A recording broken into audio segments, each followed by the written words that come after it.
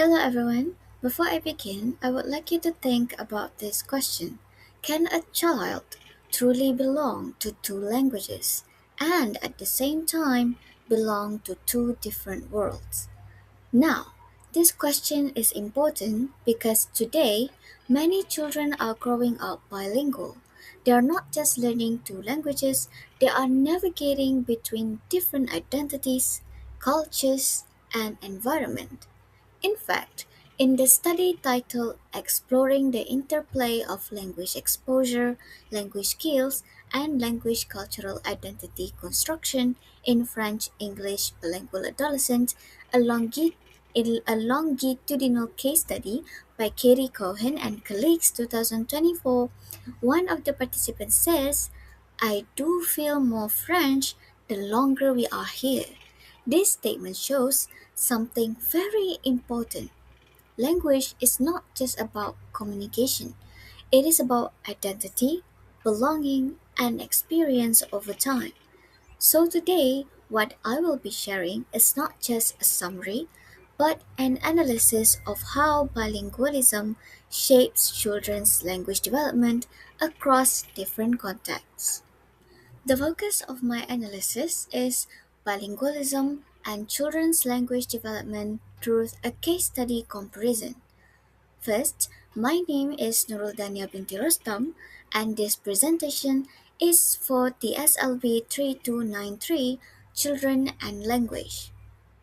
Before we begin, I hope this analysis journey will not only present findings, but also broaden our perspective as future educators, because understanding how children use language is not just theoretical knowledge, it directly influences how we teach, how we respond to learners, and how inclusive our classrooms can be.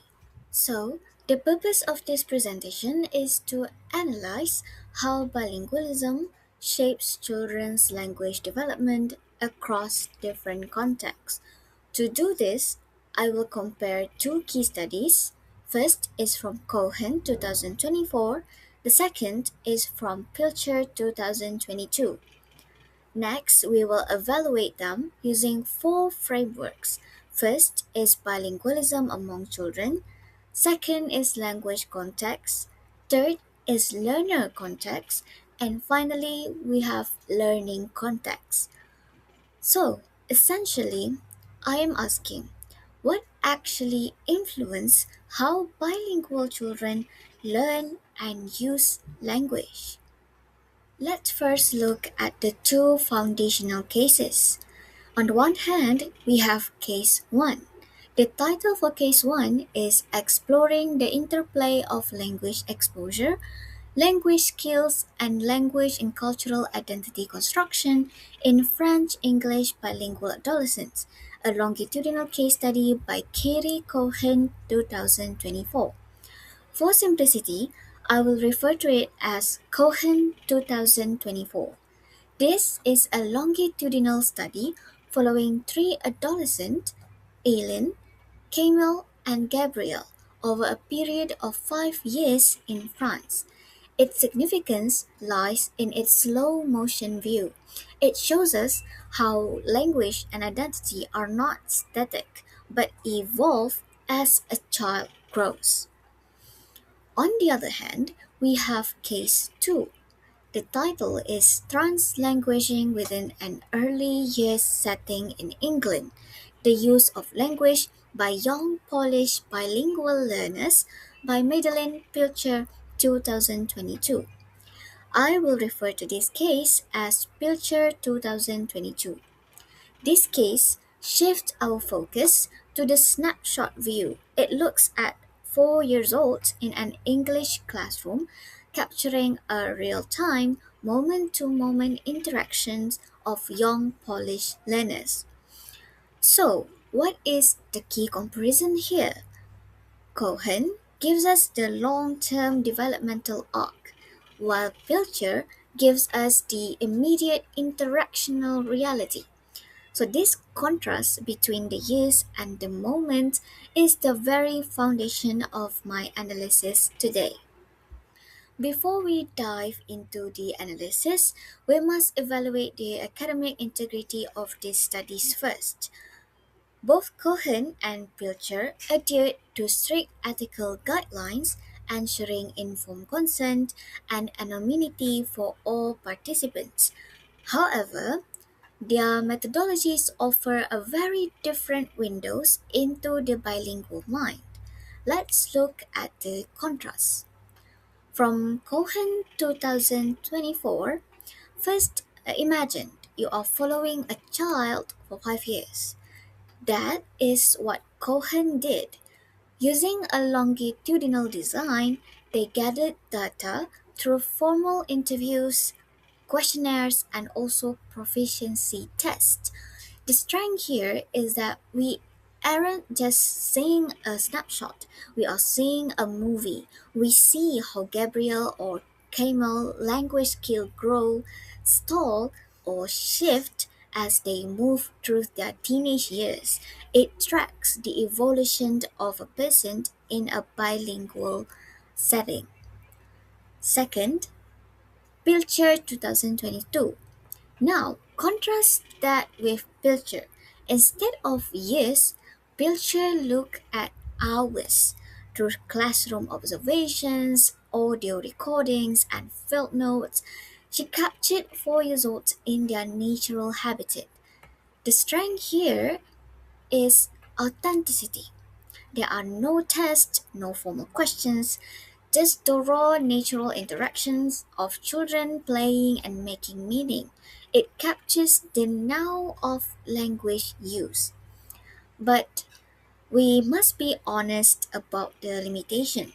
Both studies share a common weakness. They only involve three participants. Does this mean the data is flawed? Not at all. While a sample size of 3 means the findings are not widely generalizable to every child in the world, it serves our specific purpose perfectly. Our goal today isn't broad statistic, it is depth of understanding. We are looking for the why and the how behind the bilingual experience. And these small, intimate case studies provide exactly that level of rich, qualitative detail. Now, let's analyze the first case, which comes from Cohen 2024. This case focuses on French English bilingualism and offers some profound insights into how children actually acquire language. The first key finding here is additive bilingualism. This means that both language, in this case French and English, are developing simultaneously. However, it is important to note that language is not static. It may shift over time depending on the environment. What is particularly important is identity development. We can see that language learning is not just a cognitive process, it is also social and emotional. For example, Eileen, she says, I've been here for 5 years and I'm gonna probably get nationality soon. And then I guess I'll be French. But I do feel more French the longer we are here. This tells us that as her fluency grows, her sense of self evolves alongside it, and she gradually identifies more as French. Another key example from this study is Gabriel. Despite having limited English exposure in his school, he managed to maintain very strong English skills. Why is that? Because he engaged in meaningful activities such as reading books he enjoys. This is a crucial takeaway for us as educators. Quality of exposure matters more than quantity. Ultimately, this case proves that qualitatively rich home language activities, for instance reading for pleasure, can also compensate for lower school language input. It's the depth of the engagement that truly builds the bridge to fluency. Now, Let's move on to case 2. This is based on the research by Pilcher 2022. This study focuses on Polish English bilingual children and introduces us to a very important concept in modern linguistics. The core finding here is translanguaging. In this study, we observe children dynamically mixing Polish and English. Rather than keeping the two languages in separate boxes, these students switch naturally between them during the interaction. We can see in this in action through a few classroom examples. First, look at Maria.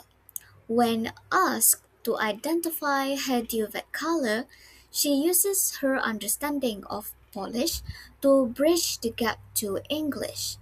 She thinks of the word zielony and uses that to correctly identify the color as green. Zielony means green. Another example involves peer support between Anna and Maria. When Maria is struggling with the rules of a classroom game, Anna whispers the instruction to her in Polish. This isn't breaking the rules, it's a way for them to support each other and construct meaning together.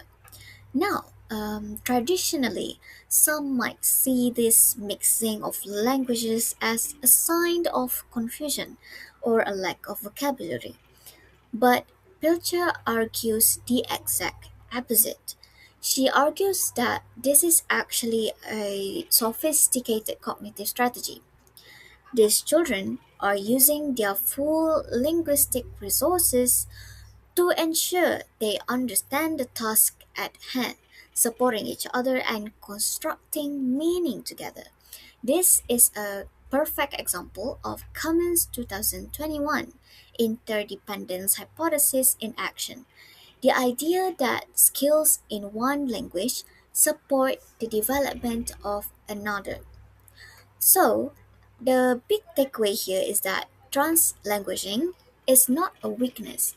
It shouldn't be seen as a dependency or a deficiency.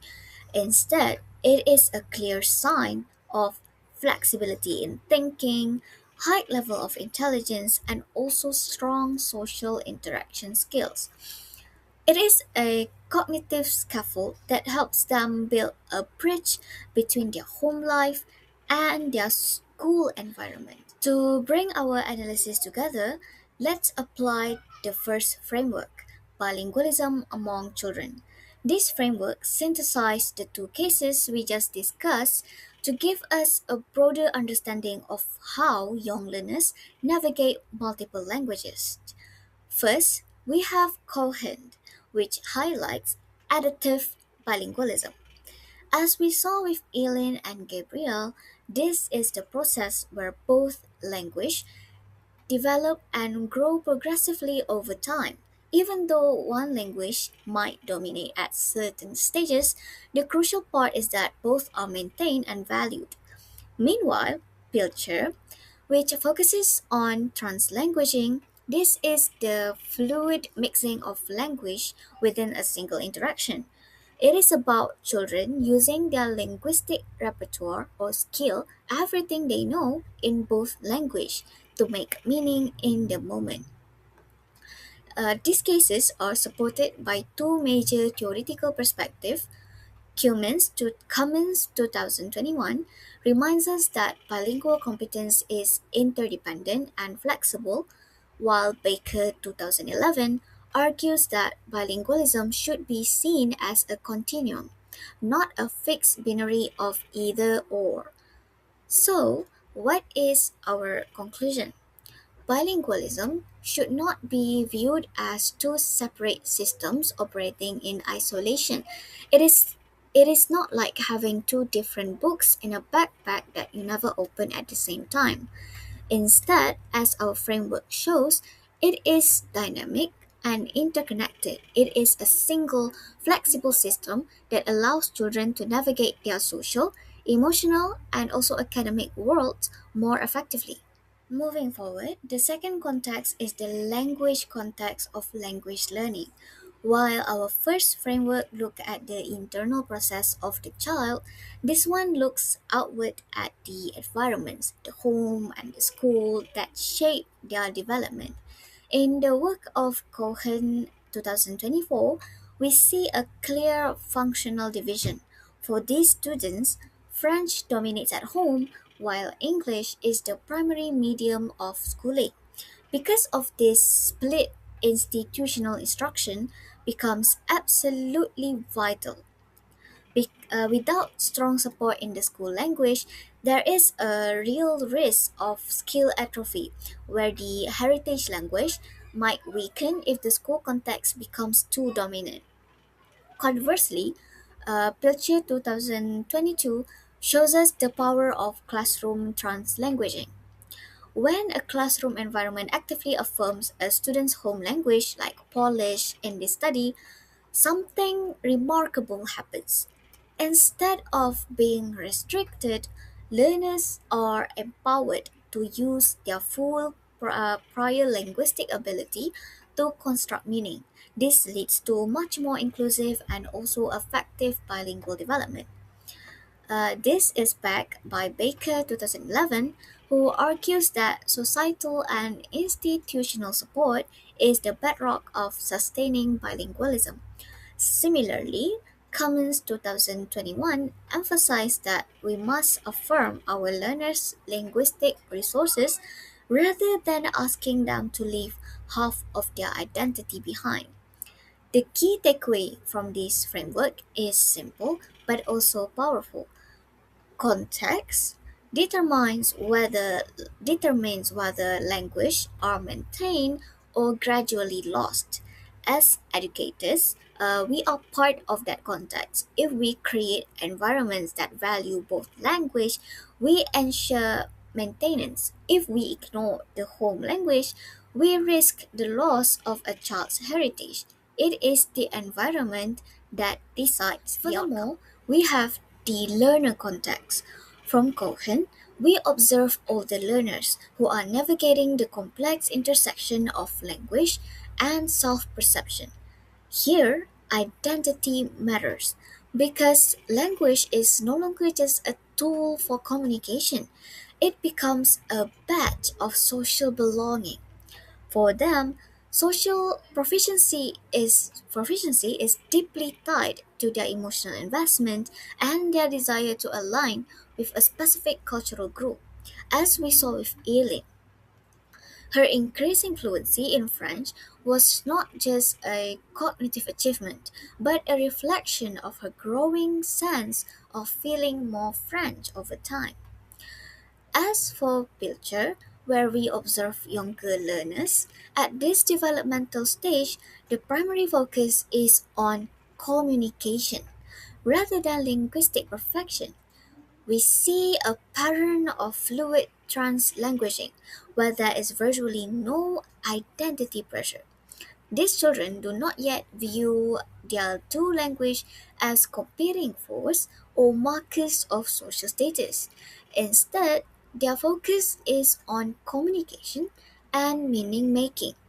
They use every linguistic tool at their disposal to express their needs and thoughts. In this context, language mixing is natural, not problematic. It is a sign of a resourceful mind. So, our analysis clearly shows that age shapes the bilingual experience in profound and distinct ways. We move to the learning context. From these two cases, we examine how institutional structures shape a child's progress. From these two cases, it is undeniably clear that policies matter. When schools enforce an English only policy, they inadvertently create a barrier that limits growth, as the child's primary linguistic foundation is ignored. Conversely, a bilingual policy actively supports development by creating a bridge between two worlds. However, as Pilcher's study suggests, Translanguaging is perhaps the most inclusive approach as it treats the child's full linguistic repertoire or skills and previous resource as a single powerful engine. But here is the tension we must address. In the Cohen study, the adolescents were in a structured bilingual program. One might ask, why did Gabriel still struggle with English writing despite the policy? The answer lies in the but policy is only as strong as the literacy input the child received outside of school. On the other hand, look at Anna and Maria in Pilcher's study. The school didn't have a formal Polish policy, but the teachers allowed for a translanguaging space. They proved that even without a formal document, pedagogical flexibility can overcome a monolingual curriculum. So the but is this: policy provides the framework, but teacher agency and home support provide the heart. A policy on paper means nothing if the child does not feel their language is allowed in the room. Now, looking across both studies, we have found three universal truths. First is language validation. Success isn't just about grammar, it is about whether the child's home language is respected by teachers and peers. Second is context dependence. Development isn't fixed, it fluctuates based on the support found in the home, school, and also community. Finally, flexibility, bilingual flexibility. Children are naturally resourceful, shifting between language to bridge gaps in understanding. So, what does this analysis truly mean for us as educators? It boils down to three decisive actions. First, we must recognize bilingualism as a resource. We must shift from a deficit view to an asset view. Being bilingual isn't a hurdle, it's a cognitive and cultural superpower. Next, integrate home language. Even if we don't speak the language, allowing its use in the classroom strengthens the child's foundation for all future learning. And the third action is challenge monolingual thinking. We need to move beyond English only mindsets and embrace equity oriented education that includes every child's voice. The final message is this: bilingualism is not a barrier. Its success doesn't depend on the child's brain, it depends on us. It depends on whether we choose to support or ignore it. So, I leave you with this question: what kind of linguistic environment are we building for our bilingual learners? And that concludes my analysis presentation. I hope this sharing is beneficial to all of you. Thank you.